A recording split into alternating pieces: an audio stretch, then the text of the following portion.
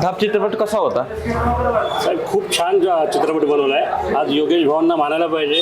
त्यांनी ह्या तरुण वयामध्ये एवढं आपलं जे संपूर्ण एनर्जी असेल जो त्यांनी जे काय बनवलं आहे म्हणजे खूपच छान. जो असा आमच्या तरुणांना किंवा आपल्या जुन्नर तालुक्याला म्हणजे कुठेतरी एक ऊर्जा देणारा ह्या तरुणाने चित्रपट बनवला आहे. खूप छान. म्हणजे त्याच्यामध्ये सर्व स्तरांना घेऊन गेलेला आहे. म्हणजे पिक्चरची ही थीम जी आहे ती खूप छान बनवली. जे आम्हाला आमचं बालपण आठवलं, जे म्हणजे लहानपणी जे संघर्षातून त्यांनी जे उभे राहिलेत. खूप छान आहे चित्रपट. सर्वांनी मी सर्व जुन्नरवासियांना, जुन्नर आंबेगाव तालुक्या मी पुणेकरांना मी म्हणेन की आपल्या शिवनेरी किंवा छत्रपती महाराजांच्या तालुक्यात जिथं जन्म झाला आहे त्या ह्या योगेश भावांचा तिथेच जन्म झालेला आहे.